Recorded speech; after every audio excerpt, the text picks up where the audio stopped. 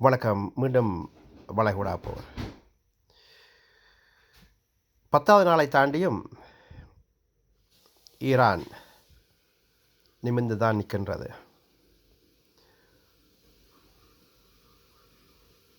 புது நியமனம் செய்து மறு நிமிடம் யூதர்களை நோக்கி ஏவுகணைகள். இதனை CIA, M16, மொசாட் எதிர்பார்க்கவில்லை. எதனை எதிர்பார்க்கவில்லை? இந்த போர் இவ்வளோ காலம் 10வது நாளை தாண்டும் என எதிர்பார்க்கவில்லை. அதுக்கு போட்ட கணக்கு தப்பு கணக்கு போட்டு விட்டார்கள். 47 முக்கியமான புள்ளிகளை கொன்றளித்து விட்டால் ஈரான் போர் முடிந்துவிடும் என்று சொல்லி ஒரு தப்பு கணக்கனை போட்டு விட்டார்கள். அந்த 47 பேரையும் கொல்வதற்கு, அதாவது பின்முதுகில்தால் குத்தினார்கள். எப்படி என்றால், பேச்சுவார்த்தை நடந்து கொண்டிருக்கின்றது. அந்த நேரம் இவர்கள் காலை சாப்பாட்டுக்கு ஆயத்தமாகிக் கொண்டிருந்தார்கள். அந்த இடத்தில் தான் 47 பேரும் அன்று அந்த பேச்சுக்களின் அடுத்த கட்டத்துக்கு நகர்வதற்கு தங்களுக்குள் முடிவெடுப்பதற்காக எல்லோரும் ஒன்று கூடினார்கள். அதனை இவர்கள் தம்வசப்படுத்தி இந்த 47 வரையும் கொன்றொழித்து விட்டால் பிரச்சனை முடிந்துவிடும் என ஒரு தப்பு கணக்கொண்டை போட்டுத்தான் இந்த நாடகத்தை அரங்கேற்றியிருந்தது M16, CIA and Mossad. ஆனால் இதில் ஒரு நல்ல விடயம் என்னவென்றால்,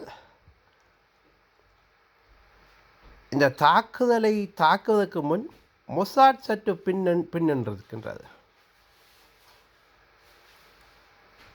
ஆனால் அமெரிக்காவும் இங்கிலாந்தும் அதனை இதனவில்லை. இப்போது என்ன நடக்கின்றது?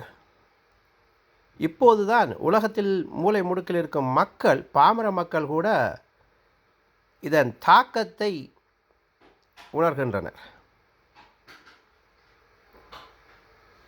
மசோதா எண்ணெய் ஒரு பரல் 100 ரூபாவுக்கு வந்துவிட்டது. நேற்றைய தினம் லண்டனில் 16 பென்ஸ் கூடியிருந்தது.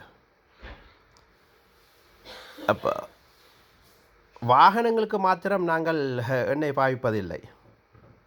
அதனை தொடர்ந்து ஒரு சங்கிலியாக வரும். நீங்கள் சாப்பிடுகின்ற மரக்கறி, பால், முட்டை என்று சொல்லி பட்டியலை அடுக்கிக் கொண்டே போகலாம். எல்லாம் விலைவாசி கூட போகின்றது. ஏன்னா டிரான்ஸ்போர்ட்டேஷன். அப்போ இந்த ஒரு பக்கம், இது ஒரு பக்கம்.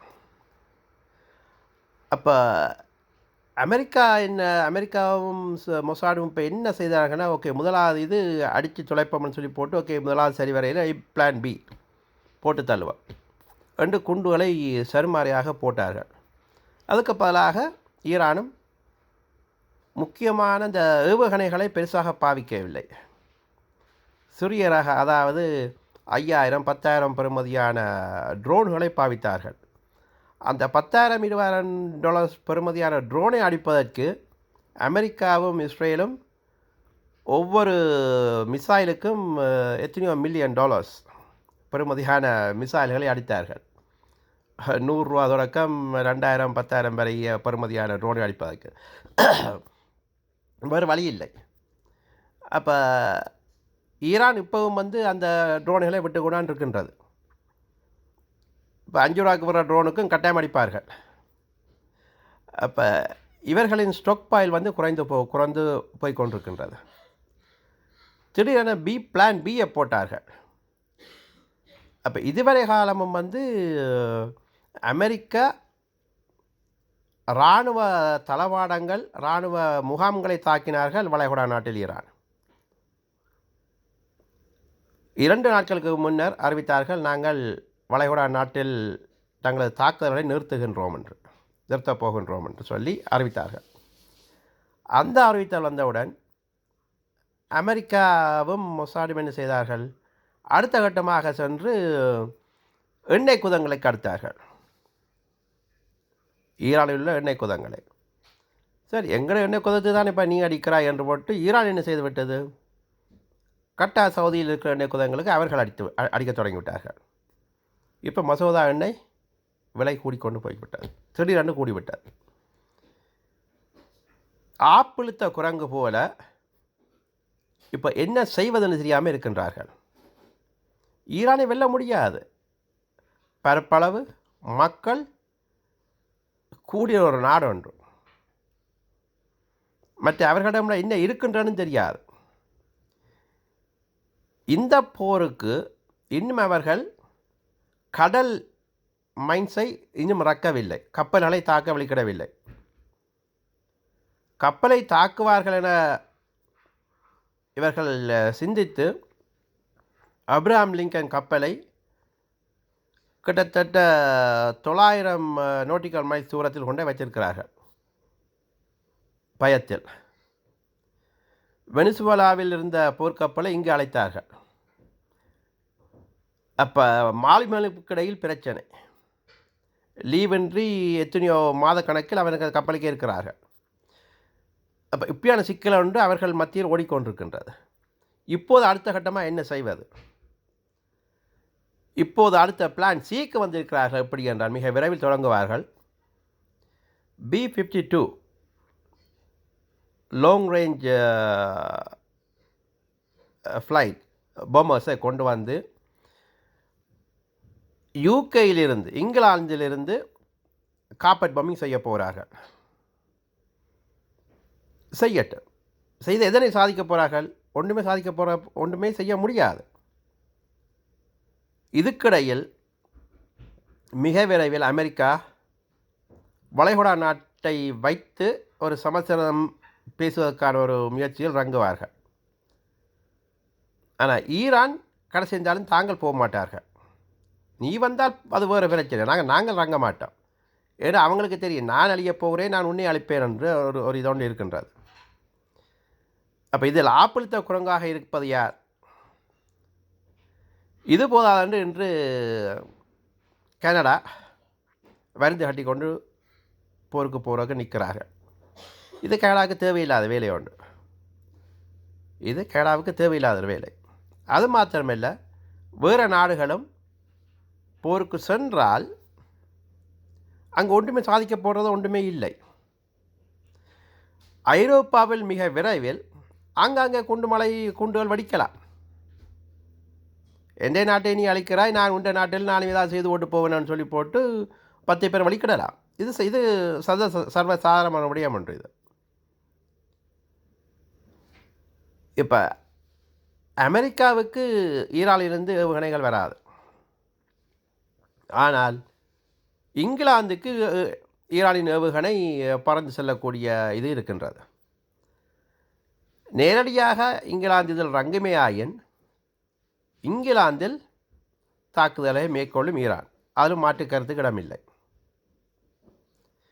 இதற்கிடையில் இன்னும் 1 வாரம் 2 வாரத்தினுள் யூரோப்பில் மக்கள் போராட்டம், மக்கள் தெருவுக்கு வரப்போகிறார்கள். இந்த போரை நிறுத்த சொல்லி மக்கள் அரசாங்கங்களுக்கு அழுத்தம் கொடுக்க போகிறார்கள். பெரிய அளவிலான அழுத்தங்கள். இந்த அழுத்தம் தனியாக அங்கு மாத்திரம் இல்லாமல் அமெரிக்கா, கனடா, ஏசியா எல்லா நாடுகளிலும் இந்த மக்கள் போராட்டங்கள் தொடங்க போகின்றது. மக்கள் போராட்டம் இல்லை, மக்கள் அரசாங்கத்துக்கு எதிராக கொடி பிடிக்கப் போகின்றார்கள் இந்த போரை நிறுத்த சொல்லி. வேறு வழியின்றி மீண்டும் ஒரு முறை ஆப்பிளித்த குரங்காக இவர்கள் பேச்சுக்கு போவார்கள். இதனைத்தான் ஈரான் அன்றே ஒரு கணிப்பீடு செய்து வச்சிருக்கிறது. இவர்களுக்கு வேறு வழி இல்லை, வேறத்தான் வேண்டும். இந்த போரில் யார் வென்றது? இந்த போரால் அமெரிக்காவுக்கு ஒரு நாளுக்கு more than $5 billion நட்டம். ஒரு செனட்டர் ஒருவன், அது யூதர்களுக்கு நக்கி கொடுத்த ஒரு செனட்டர் கிரஹாம், இந்த போரினால் நாங்கள் கோடிக்கணக்கு லாபம் அடையப் போகின்றோம் என்று கூறிக்கொண்டு கொக்கரித்து கொண்டிருக்கிறார். அவர் யூதர்களுக்கு வால் பிடித்து கொண்டான் இருக்க அந்த காலம் தொடக்க இந்த காலம் வரைக்கும். அவரை போட்டு தள்ளுவார்கள் மிக விரைவில் அமெரிக்கனே. இப்போ சவுதியில் யாற்றை எண்ணெய் குதங்களை ஈரான் அடிக்கின்றது ஒரு கேள்வியோடு இருக்கின்றது. அமெரிக்கா குத்தகை கொடுத்த எண்ணெய் குதங்களைத்தான் ஈரான் அடித்துக் கொண்டிருக்கின்றது. இப்போ தொடங்கியிருக்கிறார்கள். இந்த ராஜ குடும்பம் தங்களை காப்பாற்றுவதற்காக எண்ணெய் குதங்களை அமெரிக்காவுக்கும் இங்கிலாந்துக்கும் தாரை வாத்து கொடுத்திருக்கிறார்கள். அந்த எண்ணெய் குதங்களுக்குத்தான் இப்போது ஈரான் அடித்து கொண்டிருக்கின்றது. அதனை அடித்து பெரிய சேதம் விளைவிக்காமல் ஈரான் விடாது. இதனைத்தான் நான் எதிர்பார்த்து கொண்டிருக்கின்றேன். இந்த போர் இன்னும் ஒரு மாதத்துக்கு நீடிக்குமாயின் மக்களின் உலகில் உள்ள மக்கள் அனைவரின் வாழ்வாதாரம் பாதிக்கப்படும். இதனை எந்த ஒரு அரசாங்கம் ஏற்கப் போவதில்லை. ஏற்கனவே அமெரிக்காவிற்கு பிரச்சனை. இந்த போரை ஏன் தொடுத்தார்கள் இப்போ என்கின்ற ஒரு பெரிய ஒரு கேள்வி ஒன்று இருக்கின்றது. இப்போ எஃப்டியின் ஃபைலெல்லாம் கீழே போடப்பட்டுள்ளது. இப்போ வளைகுடா போரால் முன்னுக்கு நிற்கின்றது. இதனைத்தான் ட்ரம்ப் எதிர்பார்த்தார். ஆனால் எஃப்டியின் ஃபைல் தூங்கப் போவதில்லை. வளைகுடா போர் முடிய அது திரும்ப மேலே வரத்தான் போகின்றது. இதிலும் மாற்று கருத்து இடமில்லை. என்னை பொறுத்த இந்த போரில் யார் வெல்வார்கள் என்றால் ஈரான் தான் வெல்லும். அதுக்கு மாற்று கருத்து இடமில்லை. ரெஜீம் சேஞ்ச், எதை சாதித்தீர்கள்? உங்களால் முடிந்ததா? இல்லை. தகப்பனை கொண்டீங்க, இப்போ மகன் வந்து விட்டார். மகன் இன்னொரு 2 மாதம் 3 மாதம் இருப்பார். அதிலேயும் மாற்று கருத்து இடமில்லை, போட்டு விடுவார்கள். அதுக்கு பிறகு திரும்ப இன்னொரு சுப்ரீம் லீடர் வரத்தான் போகின்றார். உங்களால் முடியாது. இது ஈராக்கோ ஆப்கானிஸ்தானோ இல்லை, ஈரான். விழ எழும்புவார்கள். தகப்பனும் விட மகன் ஒரு ஹாட்லைன். வரப்போரும் இந்த வெள்ளிக்கிழமையில் இருந்து அடுத்த கட்டம் ஈரான் எங்கு செல்ல போகின்றோன்னு வார வெள்ளிக்கிழமையிலிருந்து தான் தெரியும். அடுத்த கட்டத்துக்கு இவர்கள் எங்கே நகரப் போகிறார்கள் என்றார். கடலினுள் மைன்ஸை இறக்கினார்கள் என்றால் முடிந்தது அலுவல். எண்ணெய் போக்குவரத்தும் போகாது. இவர்களின் கப்பல்களும் அங்கிருந்து வெளியேற வேண்டிய எல்லாமே வந்துடும். இந்த எண்ணெயை முடக்கி விட்டார்கள் ஆயின் தொடர்ந்து ஒரு மாதத்துக்கு ஒரு கப்பலும் போகாமல் எண்ணெயை முடக்கி விட்டால் ஈரானுக்கு பெரிய வெற்றி உண்டு. இன்று அமெரிக்கா, கனடா, ஐரோப்பாவில் ரிசர்வ், அதாவது அரசாங்கத்தினால் பதிக்க வைக்கப்பட்டிருந்த எண்ணெய் மக்கள் மத்தியில் திறந்து விட போகிறார்கள். எவ்வளவு காலத்துக்கு அதை நீங்கள் விதான போகிறீர்கள்? ரிசர்வ் எத்தனை பெரல் இருக்குது உங்கள்கிட்ட? 2 கிழமை 3 கிழமை அவ்வளோந்தான். அதுக்கு பிறகு இங்கே ரிசர்வை நீங்கள் தொடர்ந்து விட்டாலும் 100 ரூபாயில் இருக்கின்ற பெரல் 80 ரூபாய்க்கு வரும். அதை முடிய திரும்ப 120 ரூபா, 150 ரூபா, 200 ரூபாய்க்கு போய்விடும்.